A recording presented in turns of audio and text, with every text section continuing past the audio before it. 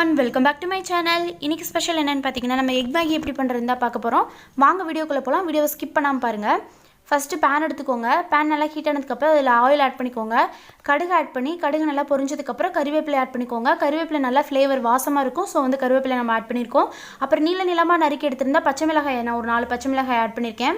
அதோட பொடியா நறுக்கி எடுத்திருந்தா ஒரு தக்காளி ஆட் பண்ணிருக்கேன். ஏன்னா நான் ஒரு மேகி பாக்கெட் எடுத்திருக்கேன். சோ வந்து ஒரு தக்காளி பொடியா நறுக்கி எடுத்து ஆட் பண்ணிருக்கேன். அதே மாதிரி நீளமா நறுக்கி எடுத்து வெங்காயம் வந்து நான் ஒரு பெரிய வெங்காயம் வந்து ஆட் பண்ணிருக்கேன். நீங்க எடுக்கிற மேகி பாக்கெட்டுக்கு ஏத்த மாதிரி இந்த பொருள்லாம் ஆட் பண்ணிக்கோங்க. நல்லா வந்து வதக்கி விடுங்க. நல்லா வதங்கி வந்ததுக்கு அப்புறம் அதுல வந்து நீங்க புதினா இலையும் தூவலாம், கொத்தமல்லி இலையும் வந்து தூவலாம். நான் வந்து கொத்தமல்லி இலை தூவி இருக்கேன். தூவி நல்லா வந்து வதக்கி விடுங்க. நல்லா வாசமா இருக்கும்.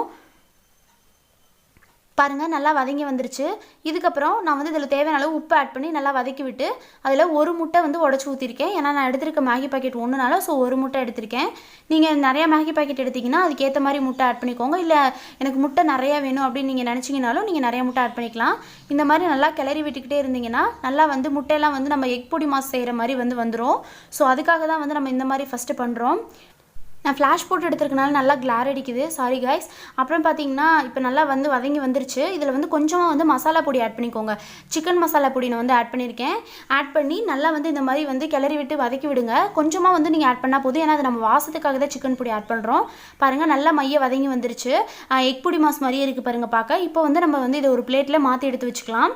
மறுபடியும் நீங்க அதே panல வந்து தண்ணி ஊத்தி செஞ்சாலும் சரி, நியூ panல செஞ்சாலும் சரி, நான் அதே panல வந்து செஞ்சிருக்கேன். ஒரு 1/2 டம்ளர் அளவு தான் தண்ணி ஆட் பண்ணிருக்கேன். தண்ணி எப்பவுமே நம்ம கம்மியா ஆட் பண்ணனும். அப்பதான் வந்து மேகி வந்து குழையாம வரும். பாருங்க இந்த மாதிரி நீங்க மேகியை உடைச்சு விட்டாலும் சரி, இல்ல உடைச்சு விடாம அப்படியே அதுவா தனியா வந்து வந்தாலும் சரி. நான் வந்து உடைச்சு விட்டு பண்ணிருக்கேன். உடைச்சு விட்டு இந்த மாதிரி நல்லா கலக்கி விடுங்க. அப்பதான் வந்து எல்லாம் ஒண்ணோட ஒண்ணா சேரும் பாருங்க. அது கொஞ்ச நேரத்திலேயே வந்து தண்ணி வந்து சுண்ட ஆரம்பிச்சிரும். சோ நம்ம வந்து சீக்கிரமா வந்து அந்த மேகி பாக்கெட்ல இருந்த பொடியை வந்து நான் இதல ஆட் பண்ணிருக்கேன். ஆட் பண்ணி நல்லா கலக்கி விடுங்க. ஏன்னா நம்ம இதுல எந்த உப்பு காரம்லாம் சேர்க்க போறது இல்ல.